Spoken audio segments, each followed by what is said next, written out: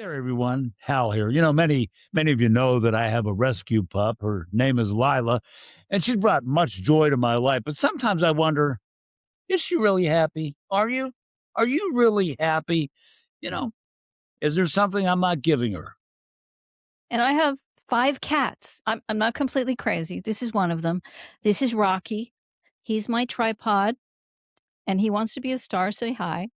But I'm just a sucker for a furry face, what can I say? But cats are notoriously hard to read, and it's tough to tell if they're sick or in pain or if they need something. So sometimes we just need a little help figuring out our pets. And that's why we brought in a pet healer, and this is What the Hal. Smart, fresh, and uplifting. We've got the stories that make you want to say, What the hell? I'm Hal Eisner with Hunter Lowry. Elsa Ramon and her cat Laker won't be here today. We have Kim Todd with us right now. She's an animal communicator and healer. Kim, good to see you. Can you tell us a little bit about why you started doing what you're doing? Sure. Yes. Thank you so much for having me on your show. I'm so grateful. I started doing what I was doing about when I was 5 years old. I just started talking to animals and trees and flowers, and I thought everyone did. So it took me many years to realize that not everyone did, and then started doing everything I could, all things pets. Became a vet tech, a vet assistant, a Tellington Touch practitioner, all the while not really honing those gifts. But over the last 3 decades, I really honed those gifts, excuse me. So I like to say that I'm a voice for the voiceless. Well, Now, Kim, or a voice for the barkless, right? When you say you use the Tellington Touch, now can you explain to us what that is? Sure. It's a form of healthcare and training for companion animals. It started in the equestrian circle. So it is like a training method with a series of circles, lifts, and slides. That's the basis of what I do. Then I incorporate sound, aromatherapy, all my intuitive knowledge, the bit of medical background I have with pets, and combine that for a treatment plan for someone that is having issues with their pets. Now, we're not ignoring the other two people on the screen right now. They're just waiting for their moment in the sunshine here, but we'll get to them in just a second. But what I want to know from you is, do you have a lot of people who need your services? Yes, and it's a very valuable service. And I would say that, as you're going to hear a few people that are on here giving testimonies, how valuable it can be. So, for example, if somebody doesn't know, what should my dog's temperature be? How many teeth? Are they toxic? How can I do things simply to help them? It can make a very big difference. So yes, animal communicators, I would say over the last decade, their services are definitely needed. I want to know how it works. I mean, do you hear voices? Do you see pictures? Do you just get a vibe? I mean, how do you get the message? That's a great question, Hunter. It's a little bit of everything. So usually I get a picture. So how it works, Hunter found me on a site called PetWorks. I advertise my services there. They're an amazing company for all things animals. And so she reached out, and basically someone will say, hey, my dog Jojo has some issues. Can you tell me what's going on? Then they will send a picture. We book a session. Then the night before, I do prayer and meditation, and I ask for guidance and then tap into the animal, and I will get pictures.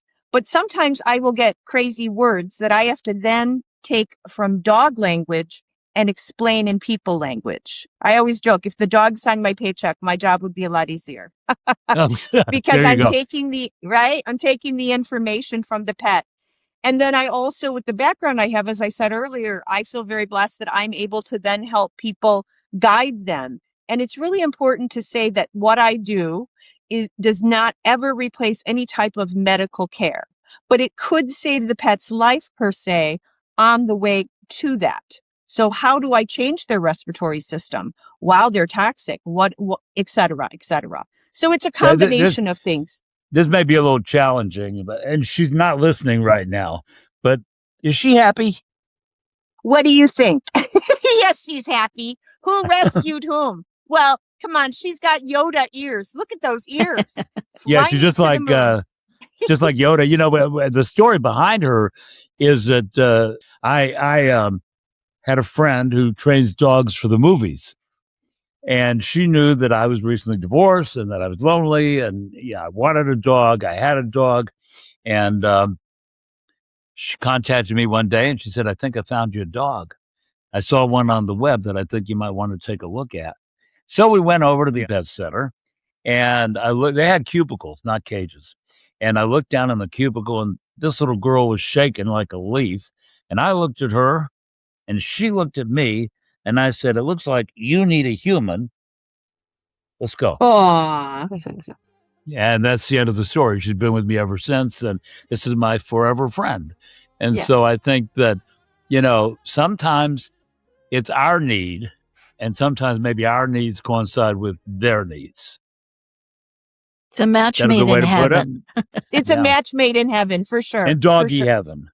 Yeah. Let's dive into some of the stories. I think we heard a little bit about Lynn and her dog. You found something out about her dog that she and the vet had no idea about. Lynn, you want to tell us a little bit about what Kim did with you and your pup? Yeah, so her name is Kuma, and she's actually not our dog, but we have her most of the time. And she was in some distress. She was panting. She couldn't get comfortable. She couldn't settle. She wanted to be outside where it's cold. I'm actually on the East Coast. And we had taken her to the vet and the vet said, oh, she's probably got some intestinal distress. Make sure she has a bland diet, steamed chicken and rice. So we were doing that and she really wasn't getting better. And so I knew the next trip to the vet might include an MRI and possibly surgery because she had an issue some years ago. And they did actually have to do surgery, but never really found the cause. So a friend of mine had used Kim in the past for her French bulldog with some issues. And I reached out to Kim and she quickly responded and set up a call that, she's on the West Coast. I'm on the East Coast. I didn't really give her any information except the dog was sick. And Kim was very concerned about how Kuma was at the point when we finally spoke and gave me, it was the morning after she probably did her meditations. And she said Kuma had presented herself with some chickens behind her and she turned her back on those chickens, indicating that chicken was not good. And so she gave some very helpful advice, things to feed her, some of the telling to touch, things to do with her ears to kind of get her breathing back to normal. And we immediately changed her diet. We went to the store and got her some goat yogurt and, is it Manuka honey? Sorry. And, she did get better. And as Kim says, it doesn't take the place of a vet. So we did have actually put her on a steroid, which she's being weaned off of, but she's so much better. She's totally back to normal. And I'm no very surgery, grateful, right? Kim.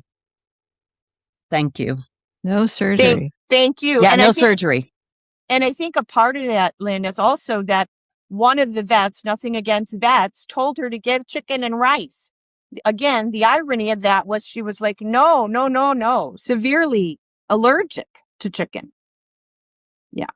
They will tell us. I mean, I don't know why I did this, but a little earlier I was nibbling on some was what the grocery store calls Sausalito turkey. Got a little spice to it, like a little Cajun. She was looking at me like, I want a bite. And usually I don't really give her human food, but I thought, oh, what the heck, what the hell? And I gave her a little small piece and she turned away and didn't want it. And I think she smelled it and didn't like what she smelled. And so sometimes we got to listen to them as well, right? Yes, She knows. She knows. How very about you, much so. Jennifer? Tell us what happened. You had two dogs. You've got Biscuit and Bowie. Why don't you Yes. tell us a story about what Kim did with Bowie? So this was about 7, 8 years ago.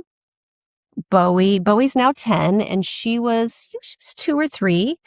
It was Mother's Day, and she's half Australian Shepherd, half poodle, very intelligent, very high wired, anxiety, some fear aggression. We have a Toyota Highlander, so the back hatch was opening up. My husband pushed the button and then walked around, and at the same time, this car came driving by up our street, and Bowie jumped out of the car to attack the truck driving by, and she got ran over. Completely ran over, went through the wheel well, the whole bit.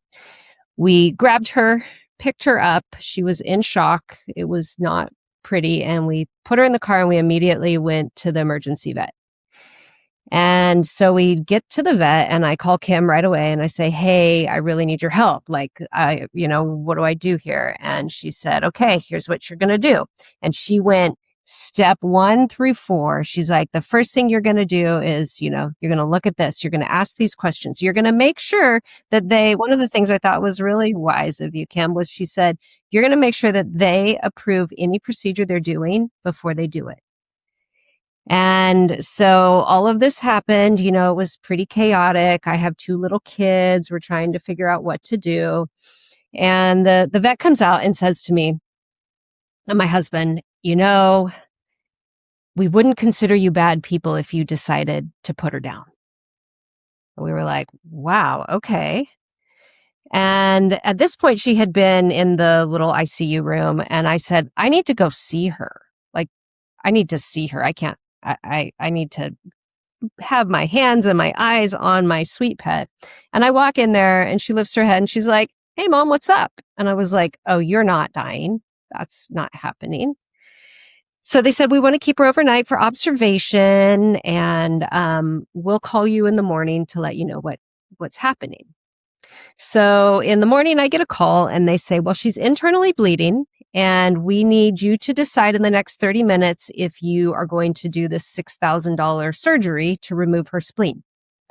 And I was like, okay, well, when I left yesterday, she was stabilized, but now all of a sudden we've got internal bleeding that needs to be, I was like, okay. So I call Kim. No, actually, Kim, you called me and you said, hey, what are you doing? And I said, I'm deciding if Bowie's going to get a surgery to have her spleen removed.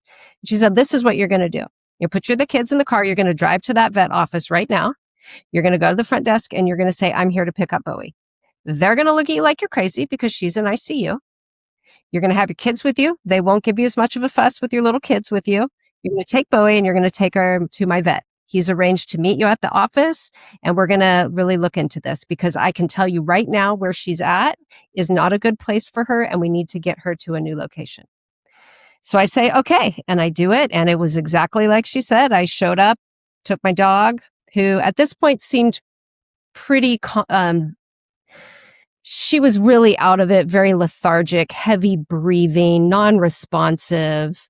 And I drove her about 40 minutes away to this other vet, and I walk in the door and he brings her immediately into a room and he starts doing different techniques on her. He's doing some energy work. He was a French trained vet. So he's a chiropractor, acupuncture, holistic vet. Starts looking at everything and he says, your dog is way too medicated. They have her medicated on the edge of death.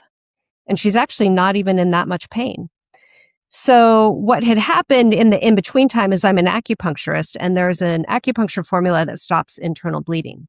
So I had started to give that to her on the inside of her gums, just spray. It's this little red powder, and I kept putting it in there. And he said, well, here's the deal. There's no guarantees here, but I'm going to take care of her. I'm going to take her home tonight. I don't know how this is going to go, but from what I can see now, she's going to be okay. This medication needs to wear off. And you can come back tomorrow and get your dog if everything goes right. I said, okay. So next day I go to pick up my dog, and he says to me, he said, "Did you see the ultrasounds that the vet was saying with the internal bleeding?" And I said, "No." And he's like, "Well, I called, I got all the records and I looked at them." And he looked at me and he just started shaking his head like this. And there was like this moment of this communication that wasn't verbal. And he said, "Yes, she had some internal bleeding, but she didn't have enough to warrant removing her spleen." And I said, "I get what you're saying." And so I took her home. She was injured. She had broken ribs. Her spleen and liver were bleeding. She was bruised all along her side. Kim was helping me like explain like, okay, this is how you're going to care for an injured dog. So part of the problem that was emerging is my husband and I were thinking, well, maybe Bowie isn't meant to live with us. Maybe she should go live at grandma's house. It's much quieter there. I have 2 kids. There's always activities going on. And so I asked Kim to come over. I was like, we really need to have a conversation with Bowie about what's going on. So Kim comes over. We're all sitting on the couch and Kim's working on Bowie and we're talking. And I said, we really are considering this. Like, maybe this isn't the house for Bowie.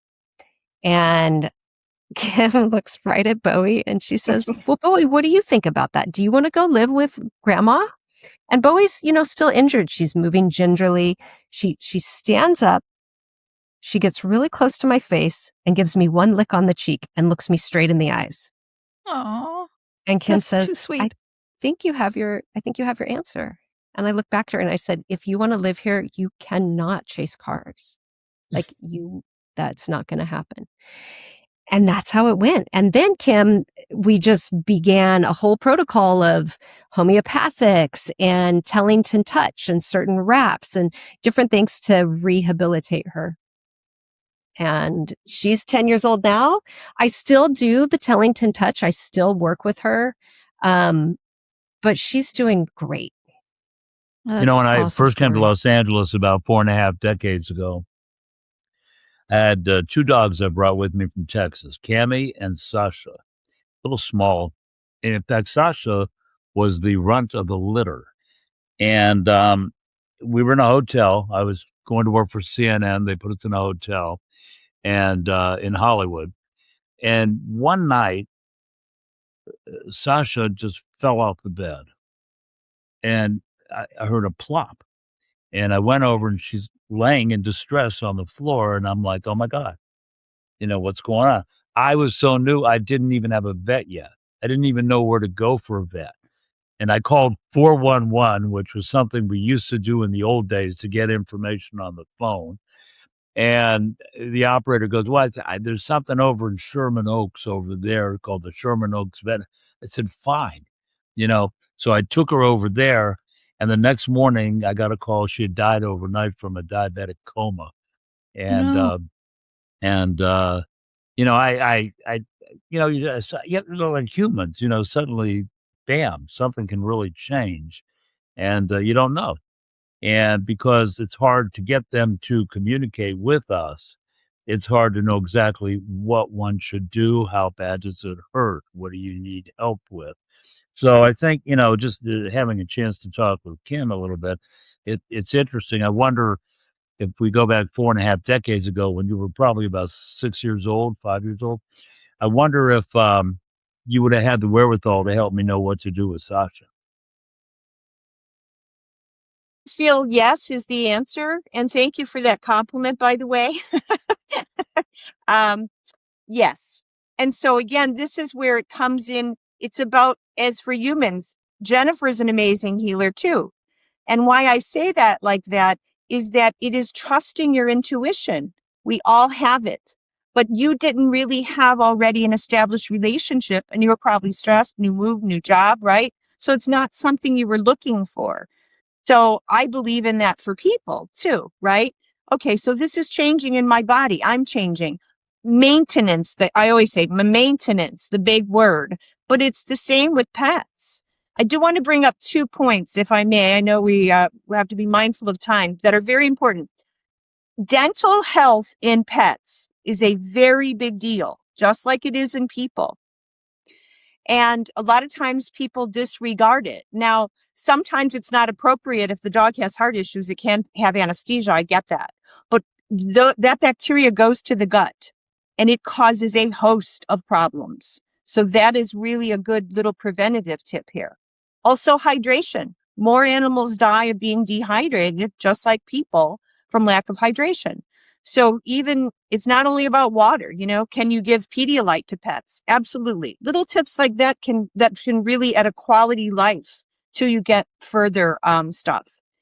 And also something that is a big deal is end of life. I do like to help people with that because it is a very hard decision. It's one of the hardest decisions as pet guardians. I don't like to say owners or pet humans that we make. Is it too soon? Is it too late? But remember, all of us signed that our pet guardians, we sign a contract to never let them suffer. So I like to help with that too. And I've helped many people through that process. I think one thing you'll notice real quickly, I'm sorry, Hunter, is that she goes for my nose. She likes to lick my nose. And that's why we're such a good match, because I've got this nose for news that's about the size of a bloodhound, and she's got plenty of room to lick. Go ahead, Hunter. I'm sorry. Well, I was going to ask about that whole end of life thing, because somebody once told me that pets don't fear death, but they do fear pain. And so that was something I've always tried to be mindful of when it comes to that point. And we all get to that point with our pets. Is that something that you feel is true, that, if they're in pain, if they're suffering, if they don't have a good quality of life, then it's not too soon? Well, it's a great question. And so animals live on another dimension without sounding out there, but you are having a guest that's an animal communicator, right? So they live in another dimension. And what I mean by that is, I always joke, if pets could talk, yes, they do talk if you can read them, it would ruin the relationship. So why I'm saying it in that level, when an animal is ready to go, like a person is ill, and then they maybe perk up and they're fine, and then they transition. Pets go through these little stages. And sometimes the indicators are very, very clear, even if you're not savvy enough to read into your pet's psyche and what they're trying to tell you. Are they eating? Has their breath changed? It's not, they're very subtle things, but the eating is always a good indicator. I believe animals feel everything. That is my belief. I've read for animals that have told me they've been a goat another life. I've read for animals that have told me they've been a person another life. I've heard a lot of things. So I believe they feel all sensations, but I wouldn't liken it to the way a human being emotes or holds physical pain. Does that make sense? Yeah, I bet Yeah. that goat was the greatest of all time. Oh, that's right. Old goats. Yeah. Bada boom. But the other Speaking thing of too, goats, do you do all kinds of animals? Do you do like horses, cows? I mean, we still Yes. haven't mentioned cats.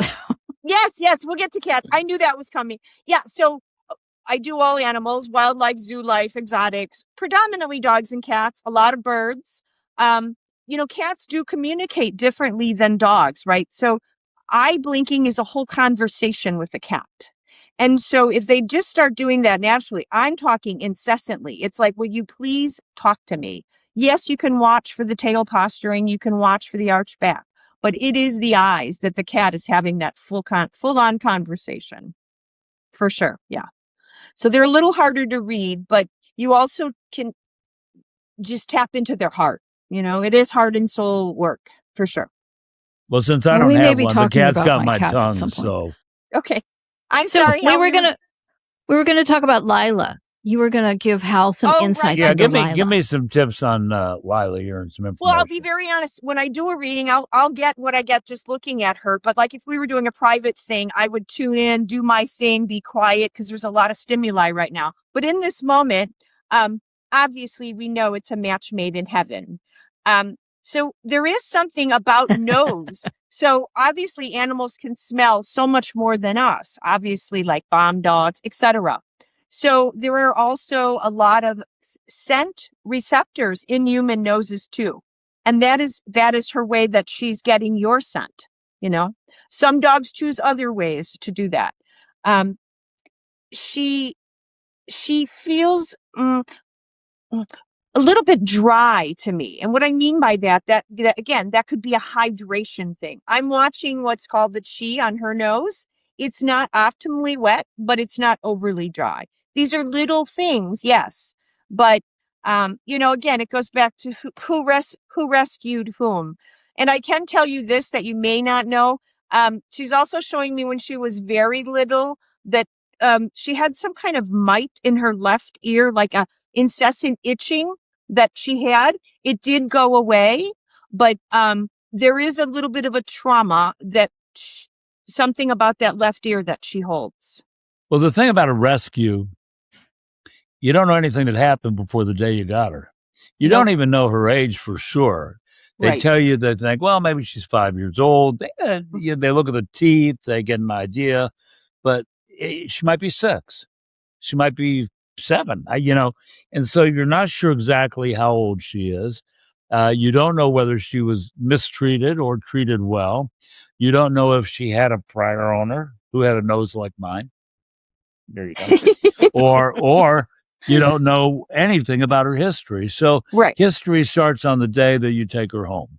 That's right. And many people celebrate their pet's birthday because I'm always like, when is your pet's birthday? It does matter. If you know anything about astrology, it does matter.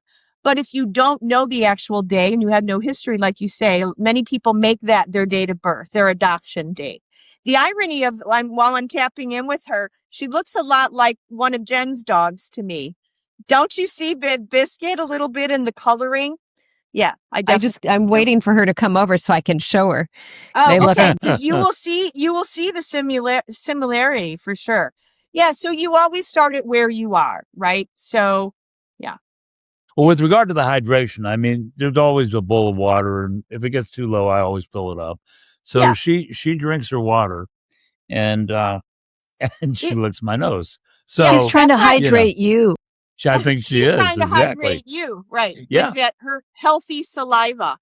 And Yeah. you see the similarity? There's Look, Biscuit. Look, Yeah. hey, there's your I told twin. you. Yeah. Check that out. Look, there's your twin right there. Look.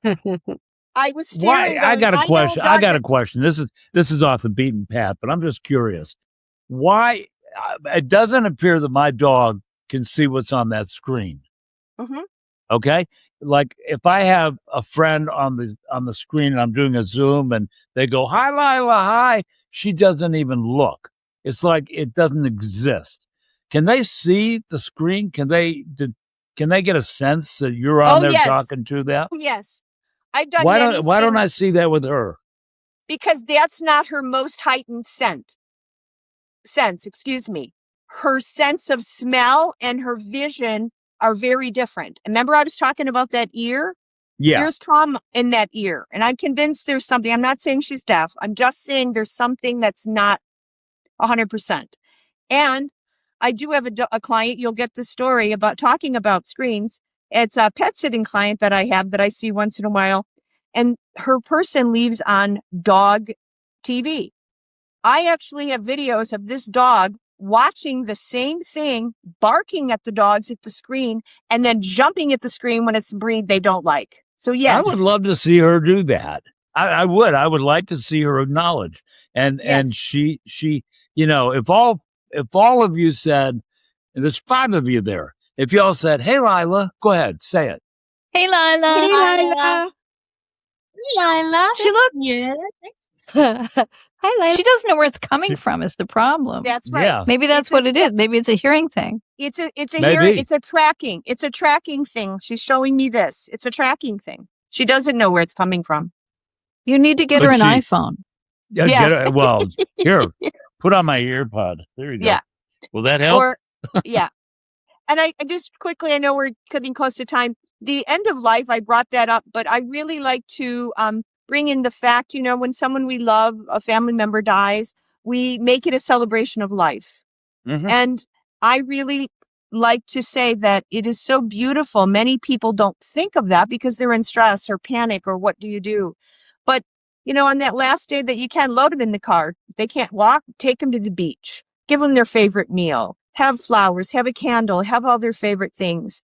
Take a video of them at the end of life because it's for the human, right? They're ready to go. but it is for the person who will want to remember that stage of their life as well. Well, it's like a funeral.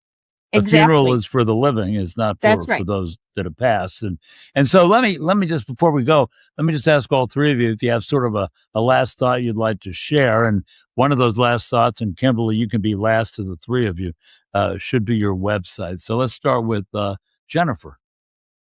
I think my last thought would be in working with Kim and pets. I mean, my pets have had multiple sessions with her. Every time I learn something new, and I also begin to understand more about how they're communicating with me and what they need. So it's not always that I'm just relying on what Kim says. It's like, oh, I can tell when she does that this is what she needs. So I think it's a really important relationship to build over time. I mean, when Kim comes, my dogs are so excited to see her. They have their own relationship with her. But when I watch and interact with her, giving them treatments and doing pet readings, I learn so much. Lynn? Well, I would like to thank Kim for the opportunity to work with her. It was really, saved the dog. I'd also like to say for those people who don't have access to dogs or they can't have their own, that there are opportunities. The dog that we have isn't ours. It's a neighbor's dog, and he's at work all the time. So we have the dog. There's a lot of dogs and cats that need homes, and spay and neuter, please. Please. Thank you. Kim, your website? It's starsoulsblossom.com. STAR souls, SOULS, blossom.com. I do private readings, workshops. I love to educate people. As Jen was saying, it is all about education with your pets. And what is that connection?